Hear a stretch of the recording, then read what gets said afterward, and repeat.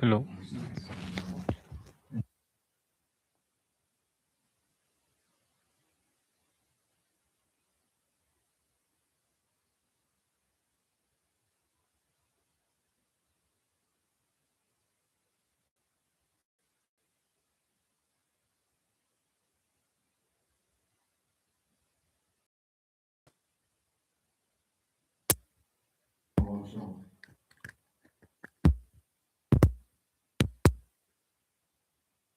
Been organizing science workshop for monks and nuns since 1999, now over 25 years. So then one time I organized a special workshop. The earlier workshops were for any monk, any nun who wants to come. But then I thought that we should teach science to those monks and nuns who already finished their study, like Khembos, Geshes, Lamas, because these people have already finished their Buddhist study, so if they gain some teaching. So I studied. So it was held in Sara. So on the opening day, I went there. Organizing these things like that. So the monks were all like graduates, from different monasteries, Kembos, Lamas, abbots, things like that. So in the beginning, they were like not very respectful to me. No, I'm not expecting respect, but you can see the gesture, Because I learned this from the previous workshop. They were all like, Geshe, take the leg like this, which you are doing right now. But this group, they're all like, yes, I'm somebody to be counted. Huh? I'm Geshe, I'm Kembo, So they were not that external gesture you can figure out. So then they went out with their workshop with the scientists and teachers and things like that, did discussion, everything. I don't go there, attend all the workshops. So when at the conclusion of the workshop, we give a farewell party, a dinner party in Zambala house in Meglorganj. So when people were like having their dinner, one very senior monk, Geshe, came to me with big humility. He said, Geshe, thank you so much. I said, what happened? He said, the science workshop was very useful. I asked, in what sense? He said, in the monasteries, there are many things we can show, but they never show. They only talk. For example, when they explain a fruit like an apple, they'll say apple is a fruit. It has this kind of color. Now we open it inside the things like that. They never showed apple. Now in the science workshop, they were showing it. And that's the end of the story. So the point that I'm making is with those things which are obvious, why you have to conjecture? Just give it. That is the scientific way, and which is so useful for teaching. You should eat it. It doesn't take time to understand apple then. Similarly, colors and other things. So there are many things on this obvious level where we should not conjecture, wasting our time, but just try to get hold of that. If somebody speaks about particular flower or particular fruit, if you have no idea, then I'm really dying to see this flower. Can you manage to bring this flower, this fruit? They will bring it. That's the end of story, see? So on this obvious level, you should, in your daily life, really remain observant. ये क्या है? इसका नाम क्या है? What is the name of this fruit? What is the name of this flower? What is the benefit of this flower, this fruit? How should you eat it? How should you peel it, Even with the peeling, it takes such a hard time because we don't know how to peel it, Cut it here, then peel it. If you know the technique, you can easily peel it. For example, garlic. How do we peel it? Normally we cut a little bit from this end, cut a little bit from this end, then peel it, right? But people who know what they do. Huh? Crush is also one thing, but there's even more. Crush, you already mix everything, right? But what they do is they put it in a hot water or warm water, a little bit. The pills come out by itself. You don't have to do anything. So similarly, so these are the things you can learn from your mobile. I very often look at those things, so I'm able to learn. Right? So with the obvious phenomena, so there's the obvious phenomena. So the Buddha is saying with the obvious phenomena, you should use your valid senses and find out, see it, hear it, taste it, touch it, feel it. Right? समझ में आ गया? क्या समझा?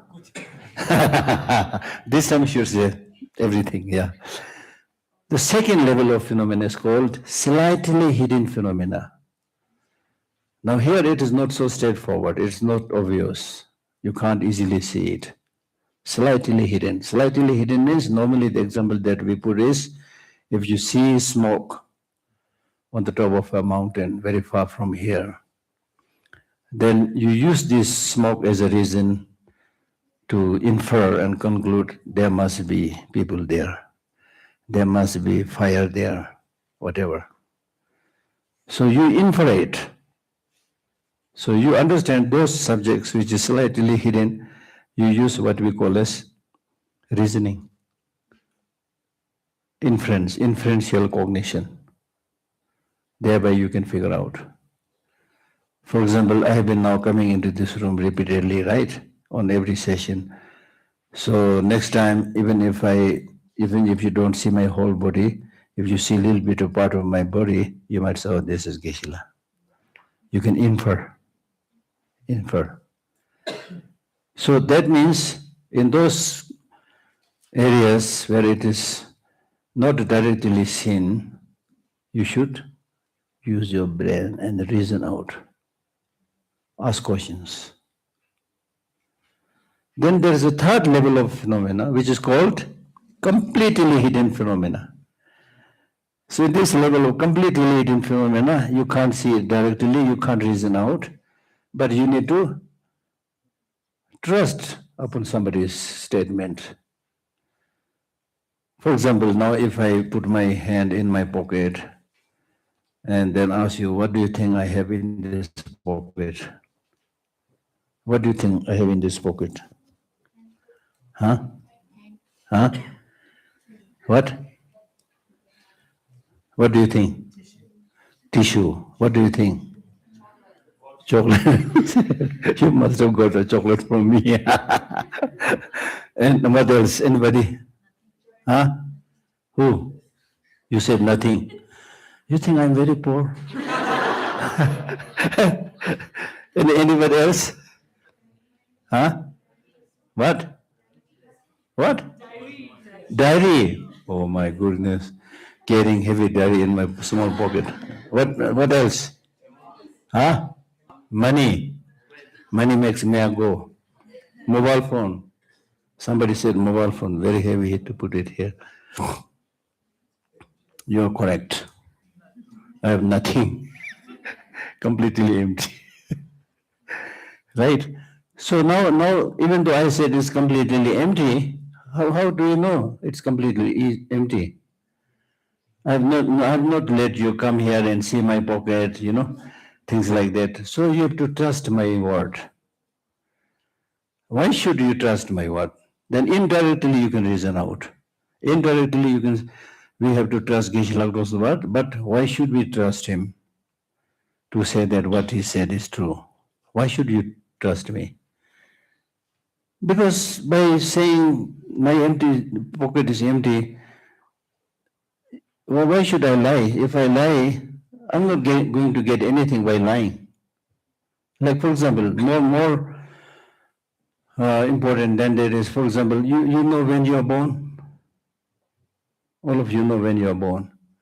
So let us say 15 August 1956, something like that. That's not your age, my age.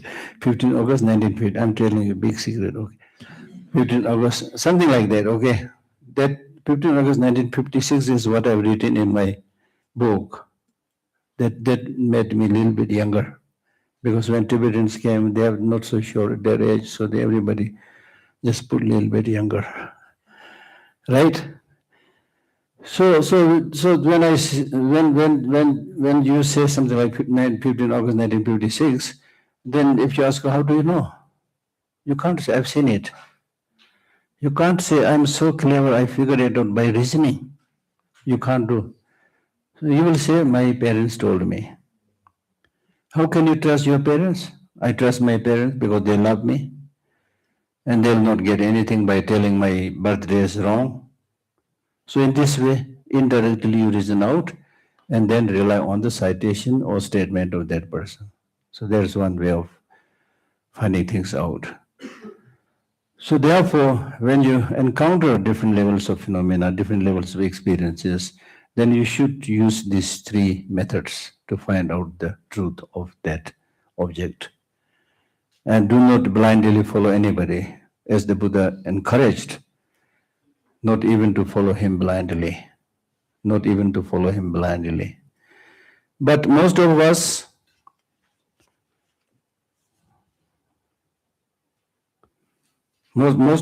follow things blindly.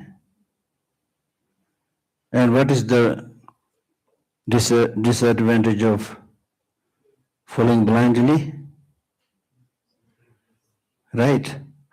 इधर लिखा है, this morning I wrote this one. जब अंधविश्वास आपकी शिक्षा पर हावी हो जाए तो समझ लीजिए आप मानसिक गुलाम बन चुके हैं. So this means if your education is ruled by blind faith, then you should understand that you have become a mental slave. So in education there should not be room for blind faith. ठीक है? Then another thing that I mentioned about understanding what is there in front of you, rather than worrying about what is not there in front of you. Because many people ask this question, I'm very worried about my future. So here I have this quotation, Bhavishya ka chinta. Bhavishya ka chinta kyun ho raha hai? Many of us have anxiety and worry about what will happen in the future. So this quotation says, Bhavishya ki chinta, jo samne hai, वह तो देखता ही नहीं और जो नहीं होता है उसका हम विचार करते रहते हैं. See, that's the problem. So this one is saying, those things that is right in front of you, you don't pay attention. Those things that are not there, you calculate and think what will happen, you get worried. It's useless. Right?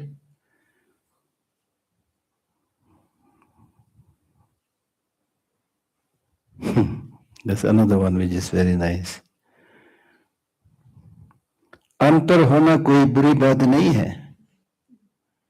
अंतर होना कोई बुरी बात नहीं है, लेकिन पढ़ा लिखा होकर भी अंधविश्वासी, पखंडी और मूर्ख होना बड़ा ही चिंता का विषय है.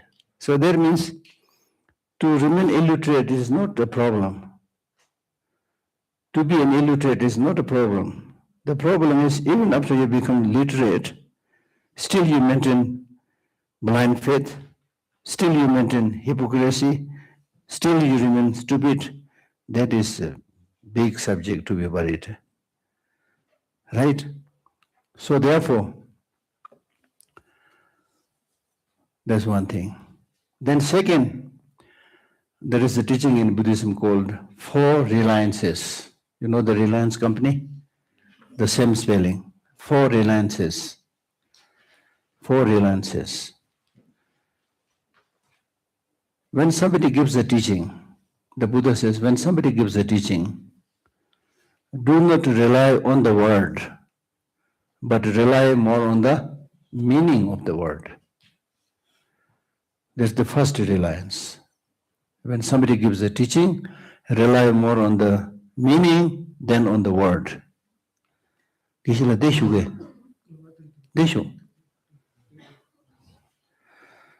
Rely more on the word than on the rely more on the meaning than on the word. When it comes to understanding the meaning, the first one is not this one. First one is when somebody is giving a teaching, rely more on the teaching than on the person. Rely more on the teaching than on the person, meaning that normally people rush when there is a teacher who is very famous. Oh, big Rinpoche, big Lama, somebody, Then without asking any question, you just rush. A famous actor, famous actress, famous Lama, right? You rush. And then with your cloth also, branded shirt, branded pant, you rush to get those things. But actually, the so-called branded and many clothes which are so-called unbranded, they're basically same. The only difference is you have to pay a lot of money for that. Right? So when somebody is giving a teaching, do not just rush because that person is very famous, things like that, but check his teaching, analyze his or her teaching. And that's first reliance. The second reliance is when it comes to understanding the teaching, there's the thing. When it comes to understanding the teaching, rely more on the meaning than on the word. There's the second reliance. The third reliance is when it comes to understanding the meaning, rely more on the definitive teaching than on the interpretative teaching. Because when Buddha gave the teaching, he was giving teaching to so many people with so many different mental dispositions and mental capacities. He cannot just give one teaching to everybody. For example, depending upon the need, mental interest, capacity, he has to give different teaching. So that means he is a very skillful teacher. Right? Therefore, in the Buddhist teaching also says you can't give teaching on emptiness when people are not prepared. That's the general process. Right? For example, there is this story of Ajat Shatru. He killed his father. He killed his father and then he sank into depression. Really, he sank into big depression. Because after killing his father, after committing this patricide, he sank into depression. Then some of the people around him said, the only person who can help you come out of this depression is Buddha. You must go to Buddha. So in a very apologetic manner, he approaches Buddha and said, I committed this heinous crime. Please help me. The Buddha said, what did you do? I killed my father. My father and mother are to be killed. The Buddha said, what is their big deal? Father and mother are to be killed. Then he was able to come out of his depression. He was able to come back to his senses. When he was back in his senses, then the Buddha said, now listen, I'll explain a little bit more. I'll explain a little bit more. When I said father and mother to be killed, I'm not talking about your physical parents. I'm talking about ignorance and action, which are like father and mother, produces all other negative emotions. And by giving this teaching, he said, if you understand this cycle, how ignorance, like with your ignorance you killed your father, similarly with ignorance you engage in certain negative action, then produces all kind of difficulties, sufferings, birth, aging, sickness, and so forth. If you understand this, then this is the way you can purify the negative deed that you committed. Very skillful. So you have to be very skillful. And on certain occasions, when he is requested to give a teaching, he never gives the teaching, he remains silent. And that silence for that person is a kind of teaching. Right? Sometimes without giving any teaching. It depends upon different situation. For example, I had this experience with myself when I was working in His Holiness office. So many people want to see His Holiness, they are unable to see. So they have some questions, things like that, and especially if it's related to Buddhist or spiritual, practice or things like that, then the office dumps me down. Geshe, you go. मुझे बलि का बकरा बना दिया जाता है. Right? They make me the sacrificial lamb. Right? So I have to go. I have many interesting stories.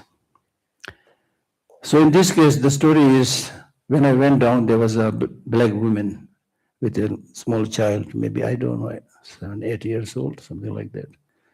She was there. Then when I sat near her, she started telling her story, long story. Then after a while, when I started to say something, you know what he said? I don't need any comment or any suggestion or anything from you. I don't want anything from you. Just the fact that you listen to me is the great thing that you've done. Thank you so much. Until now, I did not find people listening to me. Believe me, she is not the person. There are so many people who have like so many problems, difficulties, and nowhere to entrust, nowhere to tell. When almost every year in New Delhi, organized by the Foundation for Universal Responsibility, I give 5 days annual teaching in Delhi. So during this teaching, there is an hour and a half teaching. And then before the teaching, there is a consultation period. So during the consultation period, so many senior educated business people, they come. And they somehow they thought, okay, we can trust this man, So they pour their heart out, you see. And they feel whether I'm able to give any solution or they feel really happy. They feel lighter, you see. Right? So therefore, the point that I'm making is, depending upon various mental dispositions and interest, for some people you need lengthy teaching, for some people short teaching, some people need just a joke, teaching through joke, teaching through story, and sharing a little bit of bits of wisdom coming from all the great masters of the world. So you need to adopt different techniques, right? So therefore, the third reliance is when it comes to understanding the teaching, when it comes to understand the meaning of the teaching, rely more on the definitive teaching, not on the interpretative teaching. Therefore, the lower tenet systems of Buddhism, they are kind of interpretative teaching. Therefore, we say the teaching in the Prasangika Madhyamika is the final, that's the ultimate teaching. And the others have to be interpreted. Fourth, when it comes to understanding the definitive teaching, rely on the pristine consciousness or wisdom mind rather than the grosser level of consciousness. Then when it comes to understanding the definitive meaning means teaching on emptiness. Emptiness cannot be realized by ordinary mind.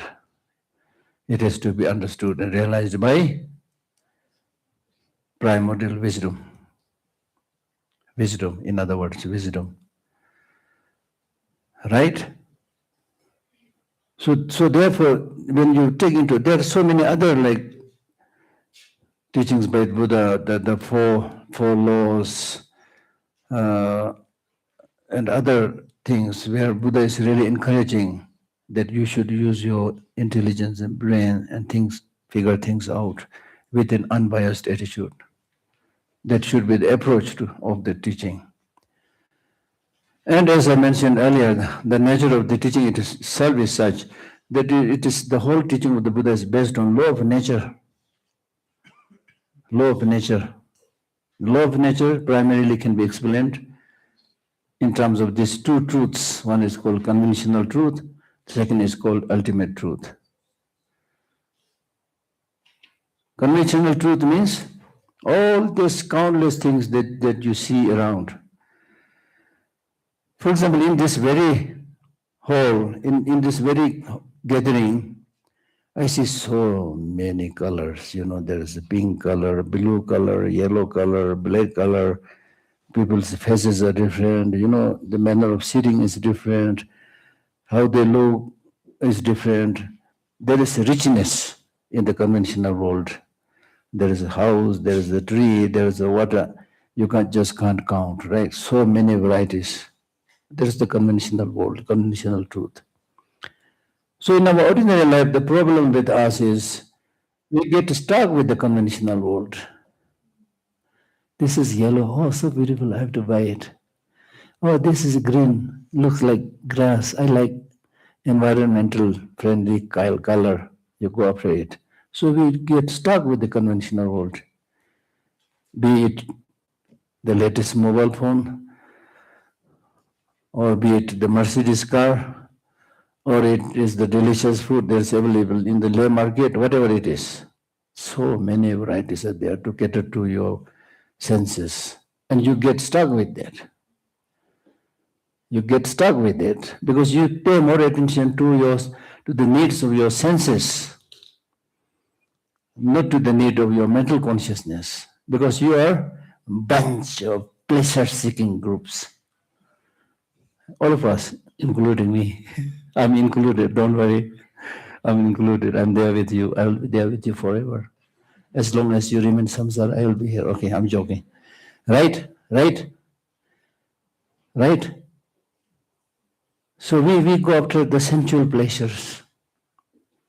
As I mentioned earlier, today everybody says I'm very busy. And I also mentioned it's not important to be busy. What is important is what are you busy about? In Buddhism also, it is taught that sometimes it is important to be busy. It's not a new phenomena. For example, in this very famous text by Maitreya, which is called Sutra Alamkara, Ornament of Sutra, there is a line which says, Gola Simjin Kurjin Kurwai Sembachone Taljin Domeje. That means those bodhisattvas who carry on their head or shoulder the burden or the responsibility of all sentient beings, it doesn't look good for these bodhisattvas to walk slowly, meaning that they should be busy. So that is where you should be busy. But in our ordinary case, we are busy in many cases. Sometimes we are busy with useless things. Right? So now this problem, you need to understand. Yesterday I mentioned about this difference between pleasure and happiness. I said pleasure is a bonus, but happiness is something that you must have, without which you can't do. Right? Without which you can't do. It's a must. It's your long-term need. You must have it. No, we are not able to go to that long-term. We are not able to seek that long-term happiness because we are always deluded, or we are always controlled by the dictates of the senses. Your eye wants to see something attractive and beautiful. Your ear wants to listen to something melodious. These days, people who are walking on the road have their ears plugged. Many people, because of that, they have accidents. And if you're with some other human being, he is talking and you're not able to hear it. Dharma, you have to say like that, not hearing. Right? And then taste how many varieties of food you want to taste, how many varieties of touch, nice clothes you would like to have. Right? So we are completely engrossed and lost in our pursuit of senses. And that is why we suffer. Unless you put some restraints on the dictates of the senses, you will suffer. I'll tell you this example. It is in the Abhidharma. It's explained that if you get strongly attached to one of these sensual objects, you will get a big problem. Out of the 5, if you get completely engrossed with one of the sensual objects, you will get into big problem. For example, butterfly.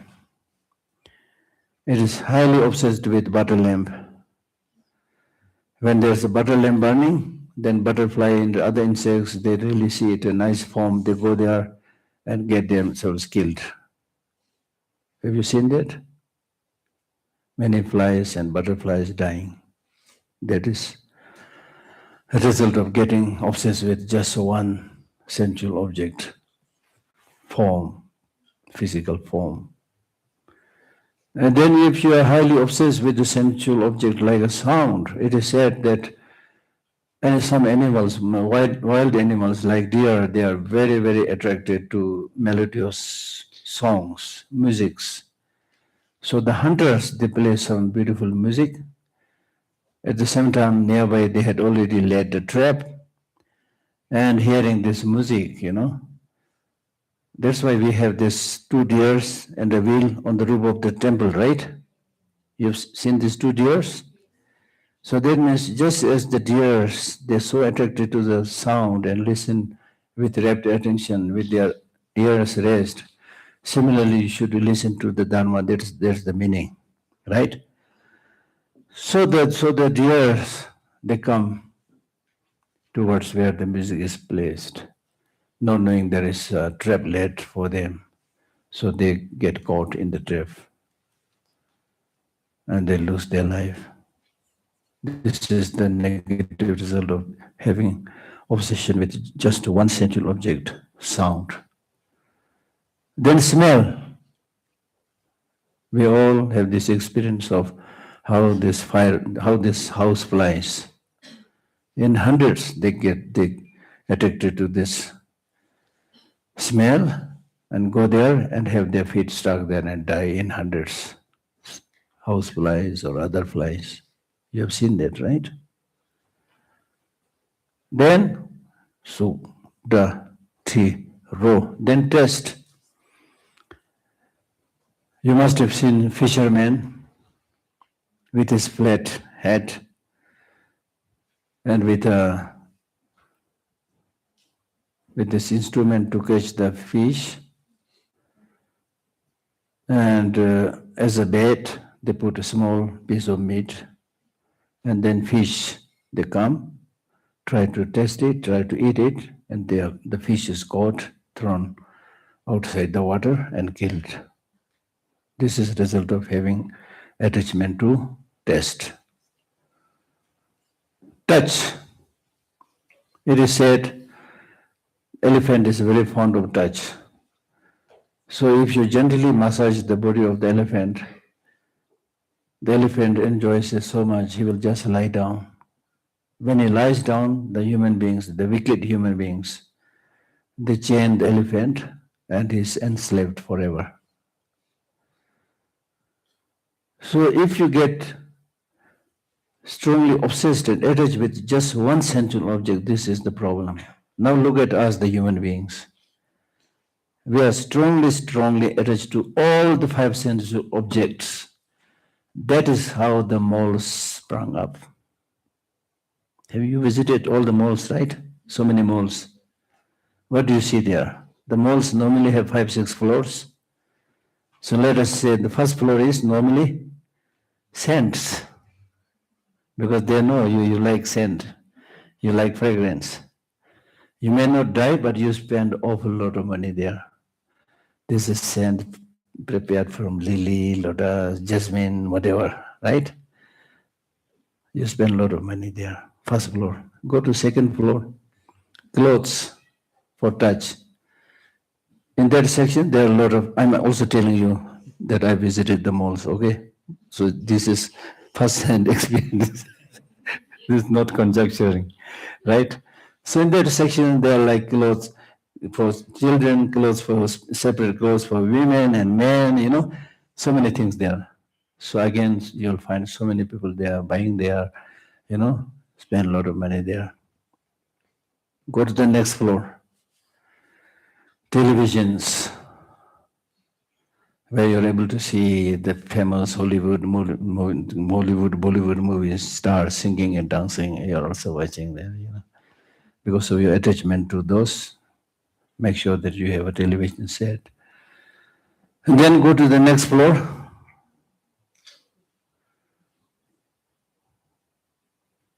What is there in the next floor? DVDs, CDs, so all kind of Japanese music, Tibetan music, American music, so many things, right? Then go to the next floor, what? Normally the highest floor normally is restaurant, Japanese food, Chinese food, things like that. So these malls with this kind of commodities in different levels came into being because of your demand. Because you said, I want all this. So they are able to clearly see, I will construct such a building with all these things. And people will just stupidly, foolishly, they'll come and spend all their money. Right? Now, when you enter that mall, they've arranged all these commodities in such a nice way. They look really enticing, amazing, you know. As soon as you enter inside, the first thing that you will see is stacks of,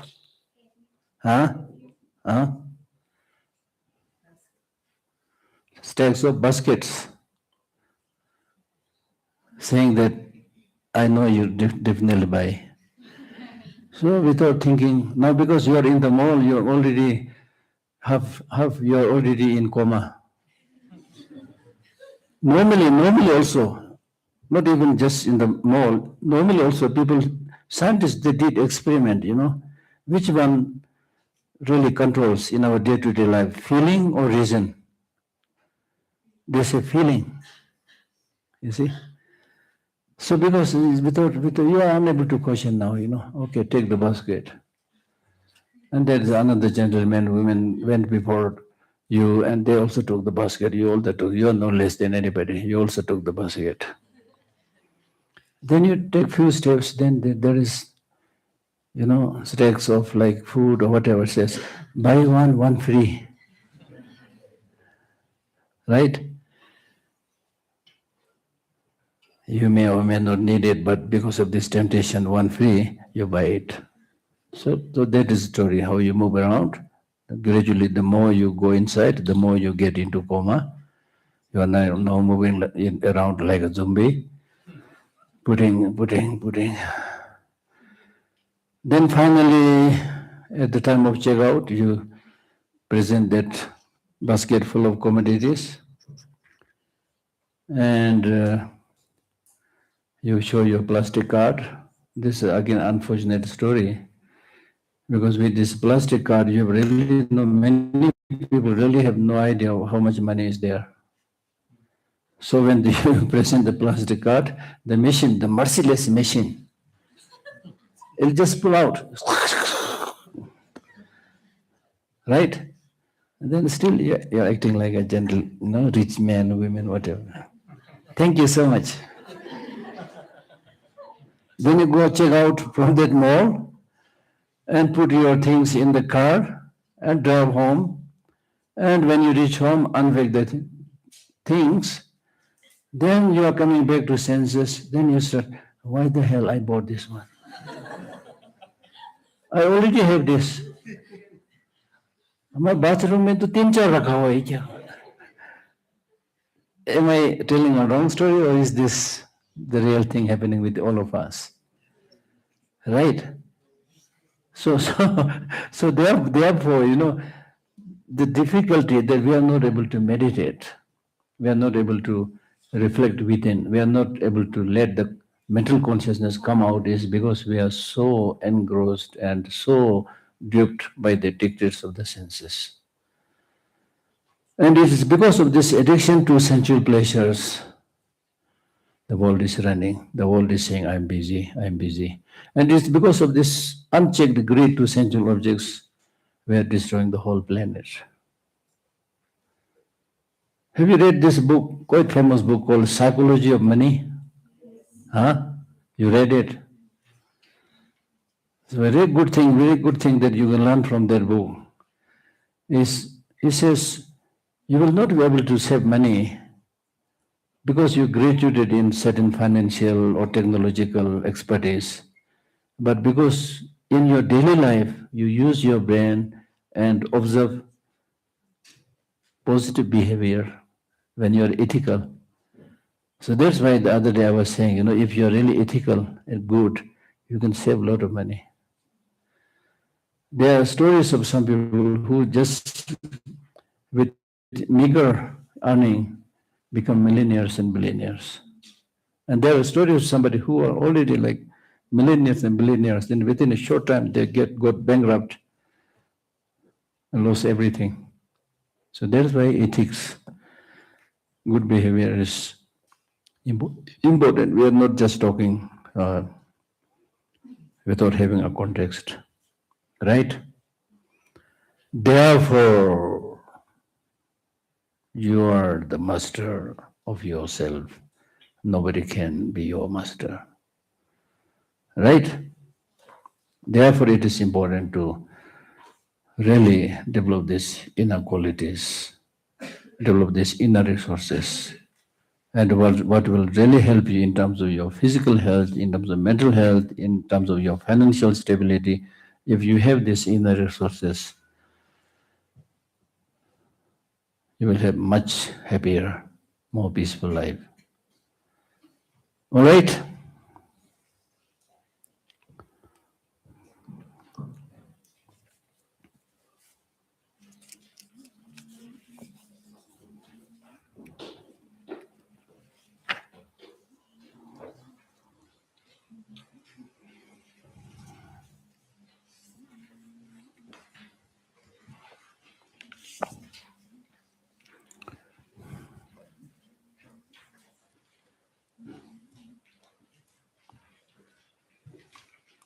What's your trouble?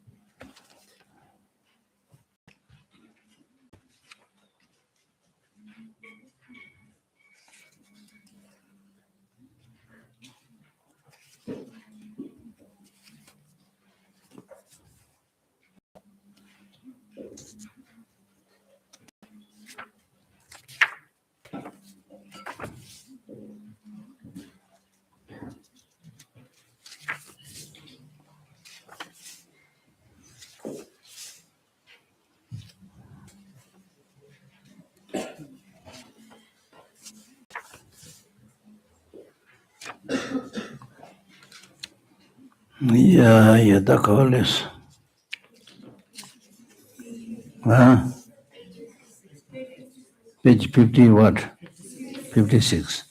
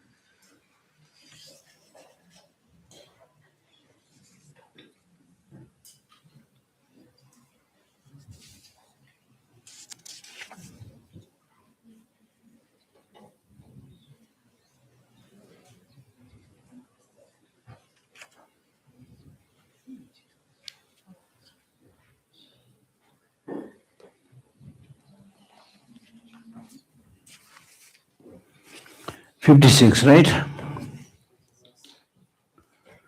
56 says, I should not be disheartened by all the whims of 54. Having in this way examined his mind for disturbing conceptions and for thoughts that strive for meaningless things, the courageous should hold his mind steady through the application of remedial forces. So meaning that in this way, when you have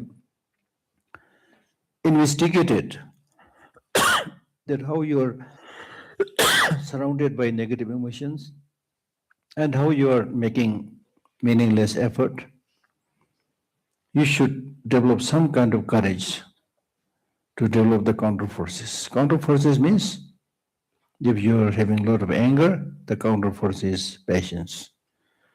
If you're having a lot of attachment, the counterforce is meditation on ugliness, things like that, right? Being very resolute and faithful, steady, respectful, polite, with a sense of shame and with a sense of fear and peaceful, I should strive to make others happy. See, in order to make others happy, you need all this. You should be somebody who has really the conviction towards the teaching. Shindungeda. Right? And then strong faith, then stability, and so forth. I should not be disheartened by all the whims of the childish who are in discord with one another. I should know them to arise in their minds due to disturbing conceptions and therefore be kind towards them. So saying that in this ordinary world you will find so many people fighting each other, not in harmony. I mean, like small kids fighting for minor issues. So at that time, don't get discouraged. Instead, you should say, this is understandable, because all these people have so much afflictive emotions within them. They're a bunch of confused people, so it is understandable. Right? So therefore, you should not get upset or angry, but try to be kind and compassionate.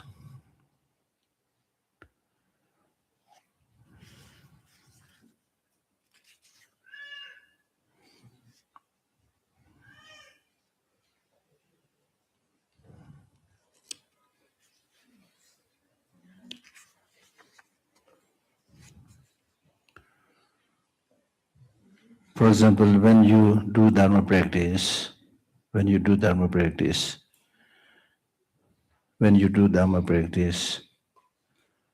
you should have developed good understanding without having any doubt. So that is called being very resolute. Verse 54, I'm again trying to explain. Verse 55, sorry. Being very resolute.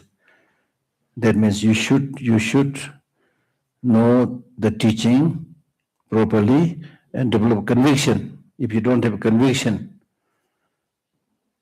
then you will follow all kinds of talks and teachings, and you personally have nothing, no confirmation. And total faith, because you develop proper conviction and you know what you're doing, so naturally faith will come. And then you should also have stability. Steady means you should have made a promise, steady promise, so that even sometimes you're shortage of food and clothing, sometimes you get sick and so forth, do not lose your steadiness or stability. Right? Then, so therefore your mind should have this delight and joy and respect to do that. Right? And then having respect means because of your liking to this practice, you should, as an indication of your liking to your practice, you should also show respect and veneration to abbots, lamas, and other teachers. Respect physically, verbally, mentally.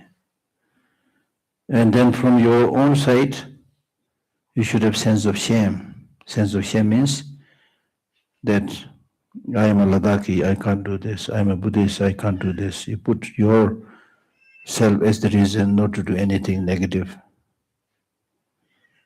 And then should also have some kind of apprehensiveness or a little bit fear, recalling the lamas and Buddhas and Bodhisattvas, that if I don't behave properly, they might get upset, should have that kind of apprehension of fear. And peaceful. Peaceful means, as I just already gave you a lengthy discourse, that peaceful means restraining your five senses. Five senses. Don't run after the dictates of the five senses. Because if you don't do that, then attachment, anger, etc. will come. Right? So there's the meaning.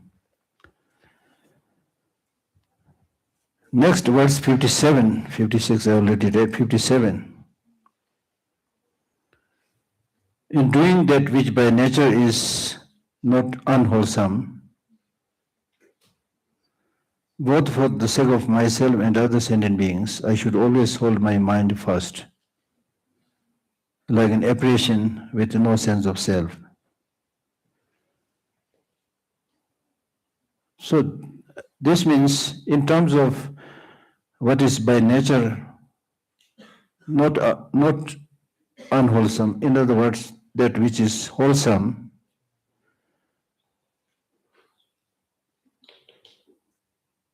but for the sake of myself, this is not a very good translation, but it's saying in the case of those wholesome or what is not unwholesome, in that case I should have full control over myself, meaning that I should listen to the teaching, right? And practice the teaching. And other sentient beings should also have control. That means, in terms of, you when you eat food and so forth, you should think that this is for others. And with that understanding, you should give Dharma teaching to others, you should practice giving, right? And when you do this practice, for example, when you give a Dharma teaching or when you give some material gifts, then you might again become arrogant. There is a likelihood that you're arrogant, you see. See, I'm teaching, see, all these hundreds of people are listening to me. I'm so special, I'm so clever, I'm so intelligent. That kind of arrogance might pop up. So not to let this arrogance pop up, we should think this is all like aberration, illusion. There is nothing that is inherent, independent existence. Why should I get so arrogant? Why should I develop so much attachment? Right? So that's what it's saying. I should always hold my mind first acting like an apparition with no sense of self. And another thing that's really important is to rejoice, thinking that by thinking again and again that after a long time I have won the greatest leisure. Likewise, I should hold my mind as utterly unshakable as the king of mountain. So they're saying that I'm really lucky. I've got this opportunity after a long time. After a long time means in many previous lives you may not have got this opportunity. In this life also you may have not got this opportunity. Even in the case of this retreat, many of you are attending it for the first time. That means you did not get this opportunity earlier because of this and their reasons. You don't get opportunity. So today I got this opportunity, right? I'm lucky. So I will continue to do so. So your determination should be unshakable like a mountain. Right?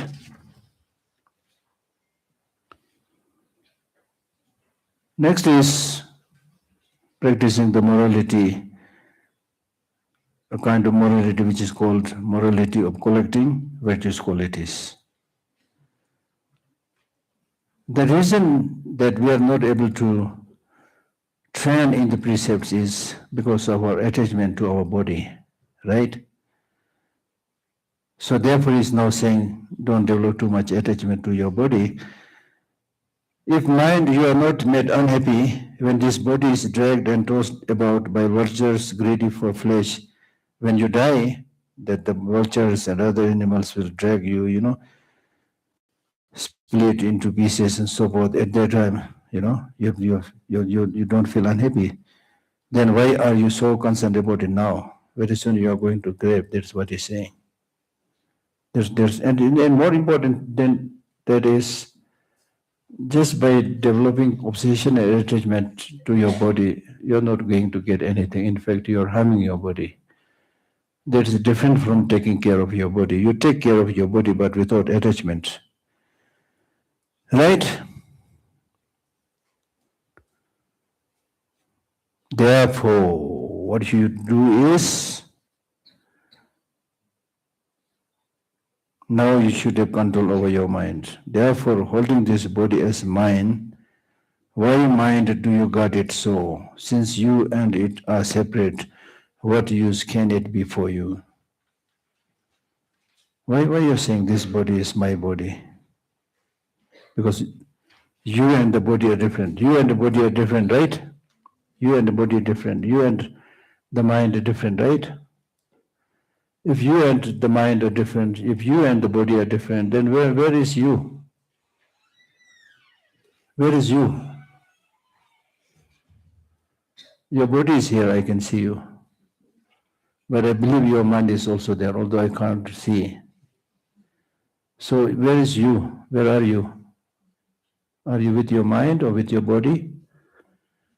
The clever answer is you are with the mind, because I can't see it. There's no way I can disapprove it. Right?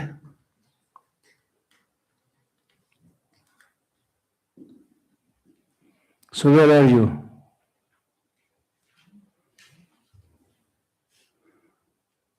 I'm not asking a peculiar special question. You may or may not have studied. In Buddhism we say everything is designated. So you are also designated. Your body is also designated. Your mind is also designated. Right now, if I ask you where is your body, you will say this is my body, right? Then I split the body, take the hand out, take the legs out. Is your body still there?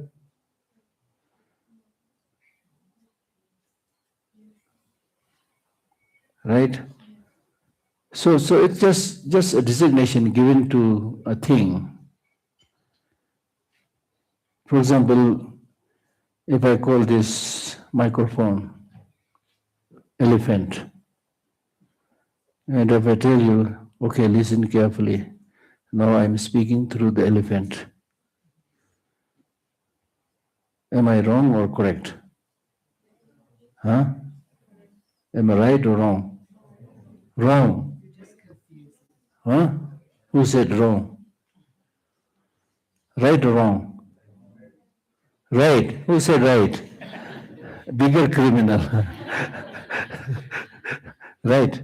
So right now when I say I'm speaking through the elephant, you are shocked. Now Geshe this morning, he's really out of his mind, insane. Because somebody long before gave the name microphone, there was no reason to disagree. So we need to communicate. Said, yeah, okay, we give it the name microphone. So today everybody says microphone. And if you try to change it by saying this is elephant, nobody will agree to that.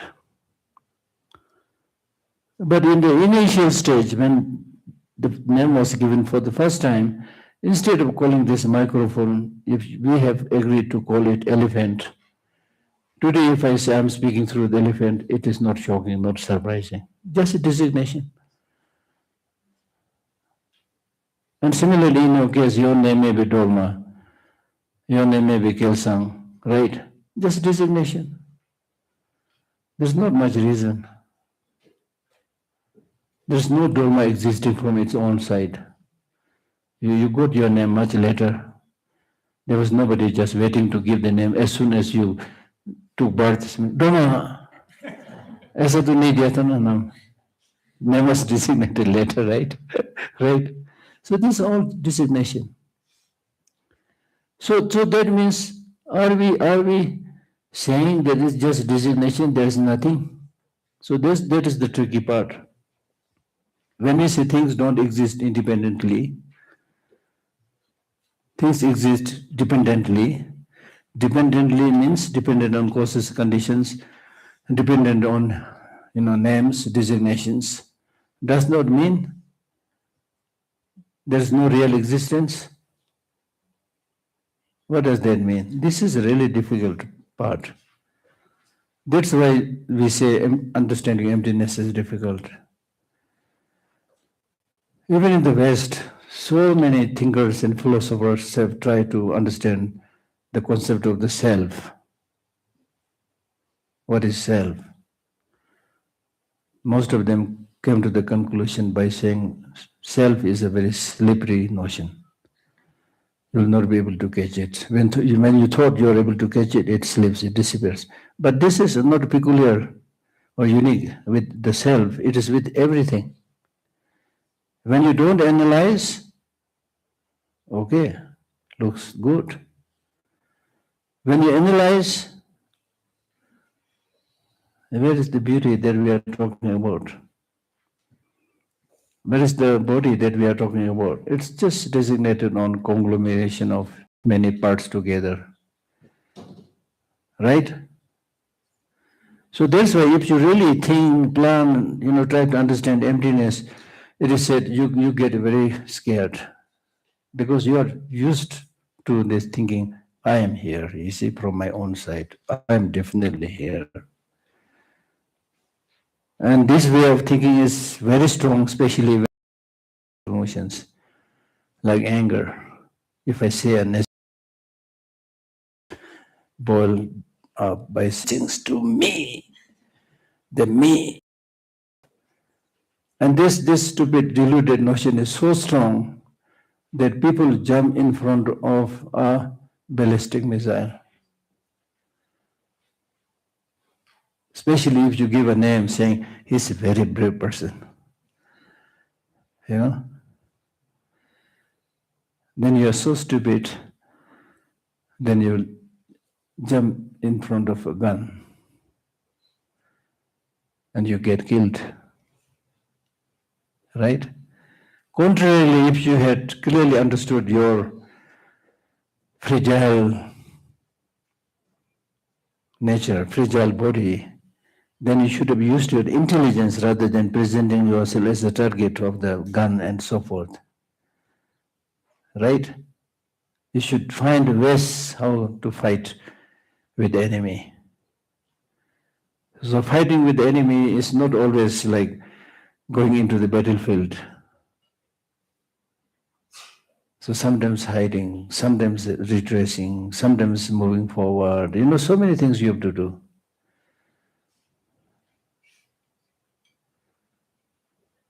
Right? So therefore now the question is, are you there? Are you there? Or do these things that we see here, are they existent? Huh? Are they existent? Somebody said no. Somebody who said no means she did not get breakfast. Right? So the things that we see are definitely existent, right? So therefore, emptiness means not non-existence. Emptiness in a way means existence. So things exist, right? Make it very clear, things exist. You are definitely here. I am definitely here. Right? But things don't exist as we think. That's the point. Things don't exist as we think, and especially to our ordinary, unquestioning mind. The way we see things by our ordinary, unquestioning mind, things don't exist like that. To our ordinary, unquestioning mind, we tend to think things existing from their own side, existing independently. This will show you actually. This is an area where we are so strongly habituated. And if I say you don't exist independently from your outside, it's already shocking. Because you are used with thinking that I exist from my own side. I am Dharma, you see. I have been there for the last 10, 20 years. How dare you say I'm not existing from my side? Right? Because we're used with this wrong ways of thinking. But if you're right that you exist independently from your own side, then existing independently from your own side, existing independently means you're not dependent on anything. Are you sure you're not dependent on anything? Are you sure you come into this world from your parents? If you came from your parents, that means you're dependent on your parents. If you existed independently, does that mean you did not eat breakfast? Because there's no need for you to eat breakfast. You are independent, right? Then with this questioning, you realize, yes, I'm dependent on my parents. I'm dependent on the air that I breathe, the food that I eat, so on and so forth. So thereby you realize, yes, I'm dependent. Dependent. So there is dependent existence. So therefore, when we say emptiness, emptiness means empty of. Okay, look at this carefully. Things exist, number one. When things exist, there are only two ways of existence. Either they should exist dependently or they should exist independently. So which one you chose? Huh? Dependently. So when things exist dependently, it's clear they have no independent existence. Because dependent existence, independent existence, they are mutually exclusive, completely opposite. There's no third possibility. Right? If I say table and non-table, then either it should be table or it should be something other, non-table. If I say table and chair, they are not mutually exclusive. All things, if it is not table, not chair, it can be pillar. It can be a man. But here in this case, when you say permanent, impermanent, dependent, independent, then they are mutually exclusive. So there cannot be a third possibility. So you have chosen, not only chosen, but you have chosen the right side, which is things exist dependently. Since things exist dependently, therefore there is nothing that has independent existence. So emptiness means empty of. To make this very clear, emptiness means empty of independent existence. That does not mean things do not exist. Emptiness means empty of independent existence, but emptiness does not mean empty of existence. In fact, with this understanding of emptiness, it is helping you to understand existence. Therefore, the line that I recited yesterday from Nagarjuna, who said, if emptiness is possible, everything is possible. If emptiness is not possible, nothing is possible. Right? If emptiness is possible, everything is possible, because if emptiness is possible, then things don't exist independently, things exist dependently. So by depending on each other, by depending on multiplicity of causes and conditions, things are possible. If things contrarily existed independently, then it is the ultimate presentation. Nothing new can be developed. Right? So by understanding this emptiness, now why we are bothering our dear head with this kind of questioning, existing dependently, independently, not existing, things like that. Why are you worrying your dear head? Why are you doing this difficult exercise? You need to do this difficult exercise because ordinarily when we think things exist independently, then we get problem. The problem is when you see something beautiful, something nice, something that you fancy, then not only you are seeing it as beautiful, handsome, but you are seeing it 100% beautiful, 100% amazing. 100%, mesmerizing. Then what happens next? You get obsessed with it. I must have it. I must have it. So to those areas where you like, you get obsession. You develop strong attachment. I must have this, and I can't live without this one. Contrarily to those things which you don't like, it is absolutely negative. My enemy, absolutely negative. There's not an iota of goodness in this person. I cannot have negotiation dialogue with these Chinese leaders. They're outright embodiment of all the evils in the world. Right? The only thing that I can do is eliminate, shoot and kill these people, my enemy. That's most of the countries are doing that, unfortunately.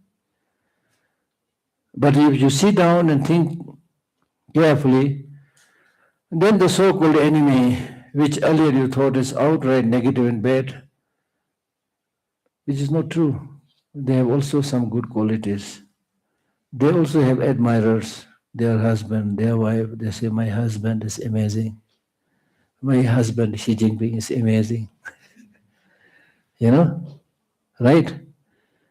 So therefore, far-sighted great beings like His Holiness say, let us have dialogue and negotiation with the Chinese government, which for majority of ordinary people like me is, especially in the beginning, unthinkable. How can you have dialogue with such horrible enemy who just drove us out of a country without any rhyme and reason? What is it that you are going to discuss with them? I only want my country back. I only want my country back. But whatever means I have to adopt. So this is one approach. But then far-sighted, great leaders like His Holiness always says, no. Don't get lost in the past. Think about the future. The whole world is changing. We are talking about globalization. Look at the European Union. One time, French and German, they are like sworn enemies. They were ready to kill each other and slit each other's throat. Now, because of practical needs, European Union came. Now it's so good. You have just one coin, one system of money, and you can freely travel to this country, to that country. You just get one Schengen visa. Right? So therefore, it is important to develop this wider perspective that everything is dependent upon each other. That's why you need to bother your head with this concept of emptiness. That's the reason. Right? When we say things are just designated, they don't have inherent independent existence. They are like illusion. Illusion does not mean they are not there. And even if you have an illusory figure, still you can be affected. For example, when you're dreaming, sleeping and dreaming, you hardly have any existence, right? Your body is like a dead body. But then in your dream, you have so many illusions, You get a dream of going for a nice picnic. You get a dream of eating delicious momo, whatever, Though even though you are more or less lifeless, but you are really so happy with this dream, and there comes a small smile on your face. Like that, even dream, which is like illusion, can affect you. So the very important point is when you understand this kind of reality, it will help. When you understand reality, it will help you strengthen your positive qualities. It will help you harm and destroy the negative emotions.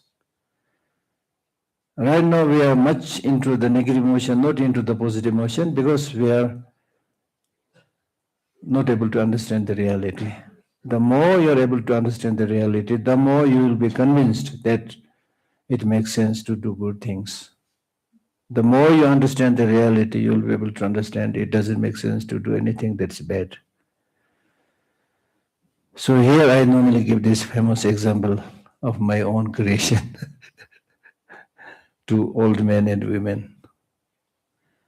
Let us say if there are two very old, men and women, not only old in terms of age, but also in terms of their health. Let us say they are very sick with the wounds all over the body, pusses, and blood's oozing out. Let us imagine something like that lying in front of us. So now, as I said, that these two old men and women, they are the obvious phenomena. You don't have to ask questions, just go and see. You will be able to see. They are right in front of you.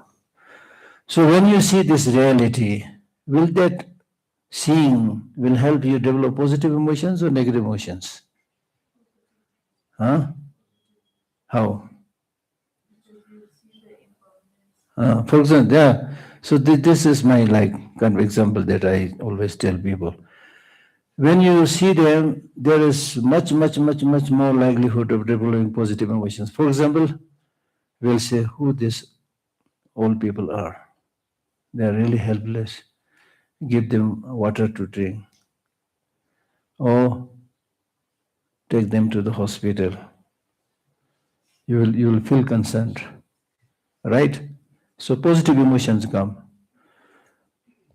And there is less likelihood of negative emotions coming. For example, nobody will say, I want to marry this old woman, meaning attachment. Will attachment come? Huh?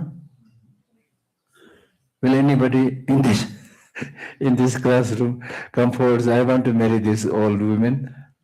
I want to marry this old man? Anybody will come and say things like that? Very unlikely. But I'm giving you a very stark example. By that stark example, I'm also pointing towards something else. Attachment comes because you don't know the reality.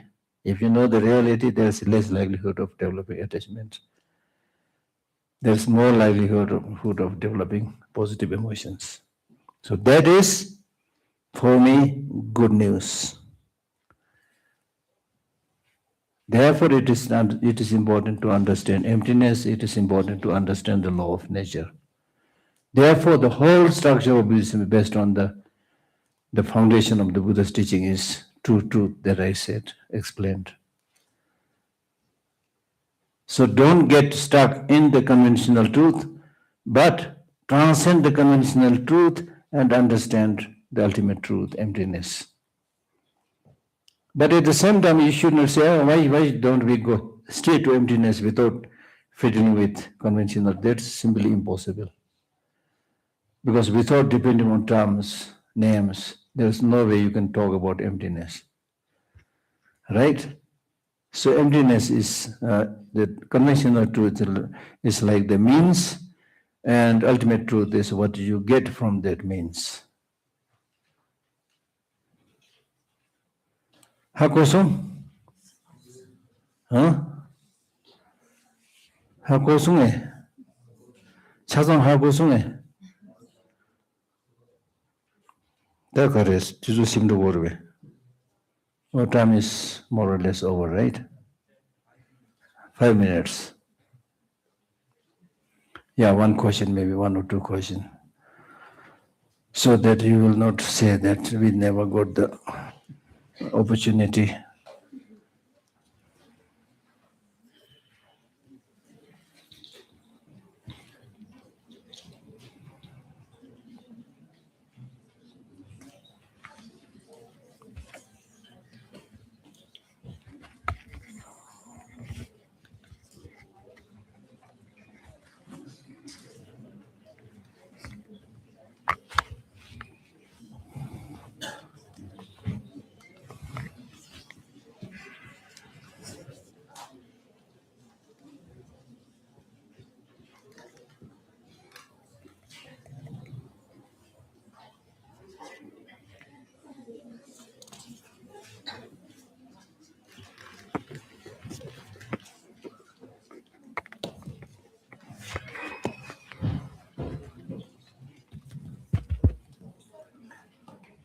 Shantideva Geshe. So when I'm watching teachings of his Holiness Dalai Lama to the online, so most of those teachings he is mentioning the quantum physics. So I'm a little bit confused. So is emptiness is interrelated with quantum physics? Can you please explain briefly? You explain quantum physics to me. Sorry. You explain quantum physics to me. Then I'll see whether it has any relation to emptiness. I'm just confusing because sometimes I feel like emptiness is related with the quantum physics. Actually, I don't know exact meaning of the quantum physics, so I'm just confusing. But in quantum physics, it's basically talking about how things are related to each other. That is scientific finding. Therefore, His Holiness say that quantum physics also, the idea explained in quantum physics is also very similar to Nagarjuna's teaching, right? Quantum physics, quanta.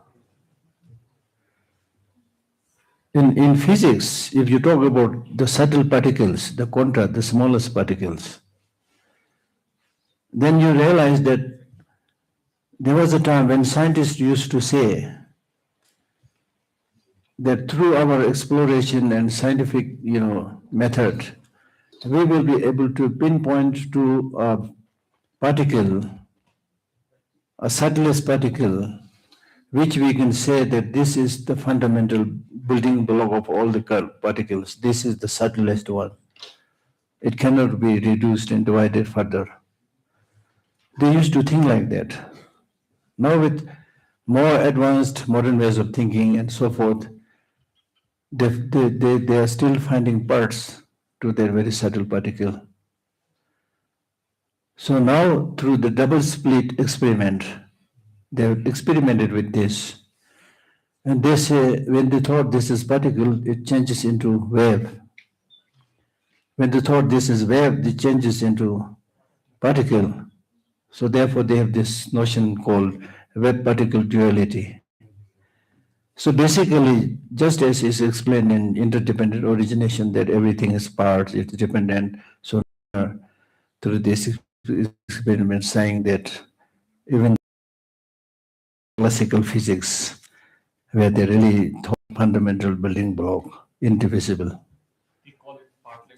Partless particle, yeah. And in fact, the very word atom, atom means something that you can't cut further.